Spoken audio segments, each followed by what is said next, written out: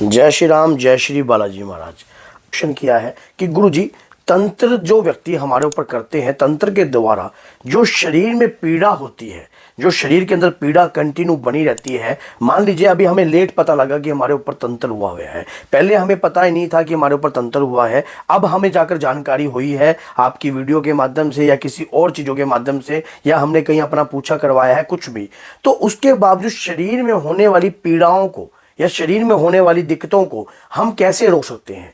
क्योंकि कई बार जब तंत्र आपके शरीर पर होता है या आपकी बॉडी पर होता है तो वो कोई ना कोई कुपित वायु जो है वो भेजी जाती है। अब वो आपके शरीर के जोड़ों के हिस्सों में बैठ जाती है, गर्दन के हिस्से में बैठ जाती है, घुटनों में बैठ जाती है, रीढ़ की हड्डी में बैठ जाती है, हिप्स के ऊपर जो हड्डी होती है उसमें बैठ जाती है। तो ये शरीर में ना पीड़ाएं तरह तरह की उत्पन्न करती रहती हैं। कई बार आपके शरीर के अंदर लीवर के द्वारा दिक्कत हो जाती है, कई बार किडनी के द्वारा दिक्कत हो जाती है। तो ऐसी चीजों से किस प्रकार से छुटकारा पाया जाए, किस तरीके से पाया जाए। मान लीजिए तंत्र तो जब कटेगा जब की बात अलग है, लेकिन अभी जो दर्द है उस दर्द से कैसे राहत मिले। और कई बार हमने ये भी देखा है कि कई लोगों के अंदर जो है माइंड की दिक्कत भी हो जाती है तंत्र, क्योंकि कई बार तंत्र के द्वारा बुद्धि का बंधन किया गया होता है, बुद्धि और विवेक आपका काम नहीं करता है। आप बहुत सोचते हो, बहुत चाहते हो कि मैं कुछ ना कुछ करूं, लेकिन आपका बुद्धि और विवेक जो है काम नहीं करता है। तो आज मैं एक ऐसा स्टिक उपाय आपको बताऊंगा जो तंत्र में आपके लिए काम भी करेगा और साथ में आपके शरीर पर जहां पर कुपित वायु होगी वो कुपित वायु को भी दूर करेगा। करना विधिवत होगा, नियम के साथ होगा। पूरी जानकारी आपको इसी वीडियो में प्राप्त होगी। अगर वीडियो अच्छी लगे तो लाइक करना और शेयर करना ताकि किसी और भाई का भी भला हो सके, और इसी प्रकार से ऐसी और भी वीडियो की नोटिफिकेशन आप तक आ जाए तो बेल आइकन बटन को भी दबा के रखना।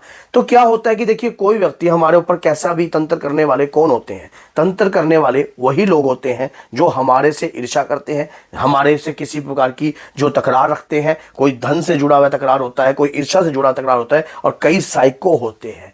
क्यों? कई बार उनका दिमाग में इस प्रकार का साइको चलता रहता है। पैसे की कोई कमी नहीं होती है, लेकिन फिर भी एक मैं जो है ना, मैं तो रावण की भी नहीं रही, लेकिन उनके अंदर एक मैं जो है वो जन्म लेती रहती है कि मेरे साथ ये किया, मेरे साथ ये क्यों नहीं हुआ। ऑफिस में भी बहुत सारे लोगों को ऐसे लोग मिलते हैं जो आप ऑफिस में अगर तरक्की करते हो तो आपको ही नीचे गिराने की कोशिश करते हैं और बार बार आपके पैर काटने की कोशिश करते हैं, आपको झुकाने की कोशिश करते हैं। तो ऐसी अवस्था में व्यक्ति जाए तो जाए कहां?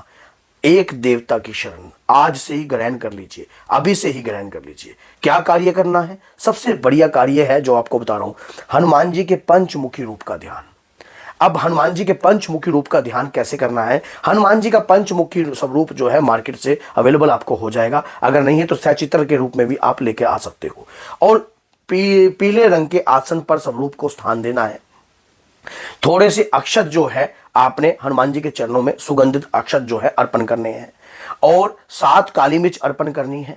और उसके दौरान जो है थोड़ी सी आपने क्या करनी है, जो अजवैन आपके घर में ही होती है, अजवैन आपने वहां पर अर्पित करनी है। अब आपने करना क्या है, आपने तेल जो है, तेल का पौवा लेना है, दारू का नहीं, तेल का पौवा। तेल का भी पौवा मिलता है मार्केट में, जो कड़वा तेल होता है, सरसों का कड़वा तेल जो है आपने ले लेना है। लेकिन कड़वा तेल जो है आपका, वो तेल जो है आपका किसी कोल्हू से निकला हुआ होना चाहिए, कहीं मशीन से निकला होना चाहिए, आपके सामने फिल्टर करा हुआ नहीं होना चाहिए, उसमें कड़वापन हो। मान लीजिए जैसे उसका जो तेज आपकी आंखों में भी महसूस हो, वो कड़वा तेल वो वाला लेना है। उसी का एक दीपक लगाना है आपने डेली, और एक पाठ करना है। क्या? हनुमान जी के पंचमुखी स्वरूप का एक पाठ करना है, बजरंग बाण। अब बजरंग बाण जो है वो आपने करना है, किस विधि से करना है? आपने 7 लौंग, 1 जायफल और 1 भीमसेन कपूर लेना है।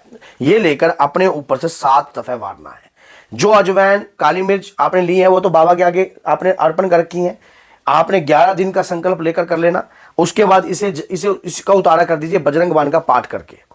अब उस कड़वे तेल का दीपक जिसका आप लगा रहे हो, वही कड़वा तेल शनिदेव के मंदिर में आपने जाना है। शनिदेव के मंदिर में आप जाओगे, आपने शनिदेव के मंदिर में वो कड़वा तेल अपने ऊपर से 7 दफे वार कर आपने शनिदेव को अर्पण करना है। और किसी दूसरे पात्र के अंदर उस तेल को थोड़ा सा उनके चरणों से ले लेना। हनुमान जी के चरणों से सिंदूर लेना। शनिदेव का जहां मंदिर होता है ना, जहां तेल अर्पण होता है, वहीं पर जो है हनुमान जी भी है, तो आप वहीं हनुमान जी से के चरणों से थोड़ा सिंदूर ले लेना। अब उस दौरान जो है आपने करना क्या है, लगातार वो जो तेल आप अर्पण करके आए हो, ये तेल आप लगातार अर्पण करते रहोगे, पाठ करके 11 दिन तक। दीपक का दान जो है अपने घर में करना है, पंचमुखी स्वरूप को धारण कर कर।